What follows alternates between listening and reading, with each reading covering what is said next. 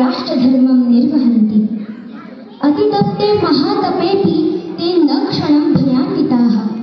अतितप्ते महातपेऽपि ते न क्षणं भयान्विताः। किं सत्यमेव वयं स्वाधीनतायाः मूल्यम् अवगच्छामः। नमो नमः, नमस्कारः। अधिमञ्चं विराजमानाः मान्याः प्राचार्याः, अस्माकं प्रियाः सर्वाः च आचार्याः, उपमञ्चं विराजमानाः भारतस्य भाविनः, एतस्य विद्यालयस्य विद्यार्थिनः, अस्माकं पालकाः, प्रेरकाः च भारतीयाः नागरिकबान्धवाः। अद्य 24/2020 अगस्त मासस्य 15 दिनाङ्कः, इत्युक्ते अस्माकं भारतदेशस्य 78तमः स्वातन्त्र्यदिवसः। एतस्मिन् अमृतमये प्रसङ्गे अहं स्वाधीनताविषयकान् मम विचारान् प्रस्तौमि। स्वतन्त्रता, स्वाधीनता, स्वातन्त्र्यम्। स्वाधीनतायाः वास्तविकम् अर्थं सः एव ज्ञातुं शक्नोति यः कदाचित् पराधीनतायाः कष्टम् अनुभूतवान् स्यात्। भारते, स्वतन्त्रे भारते जन्म प्राप्तवन्तः सर्वे ते एव स्मः ये बाणप्रहारेण धरातलात् जलधारां प्रवाहयन्ति स्म, अङ्गुलिमात्रेण गोवर्धनं धारयन्ति स्म। वयमेव आस्म ते वीराः ये चक्रव्यूहभेदनस्य ज्ञानं विनापि चक्रव्यूहे प्रविष्टवन्तः।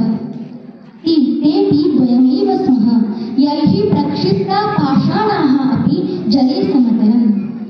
हन्ताहं पृथिवीम् इमाम् इह निदधानि वेहवा इति गायन्ति स्म।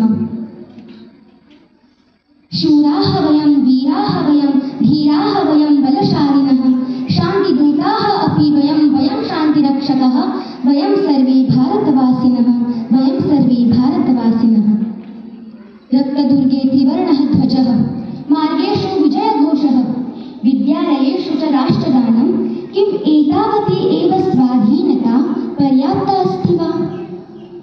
किम् एतद् अर्थमेव 23-वर्षीयः वीरयुवा भगतसिंहः हसन एव मृत्युम् आलिङ्गितवान् आसीत्? किम् एतस्य कृते एव वीर सावरकरः कालापानी इति भयङ्करैः यातनाः सोढवान् आसीत्? किम् एतस्याः स्वाधीनतायाः कृते एव नेताजी सुभाषचन्द्रः हिट्लरम् अभिभूतवान् आसीत्? आगच्छन्तु चिन्तयामः।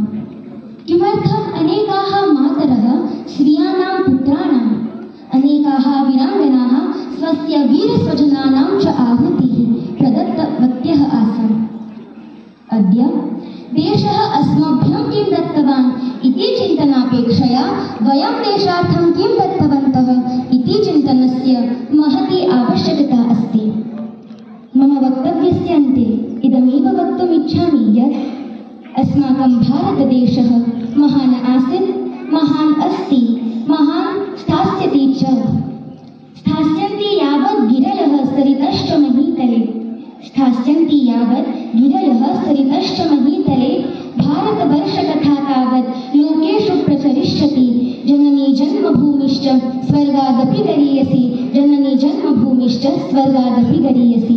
जयतु संस्कृतं, जयतु भारतं, समृद्ध भारतं, समर्थ भारतं।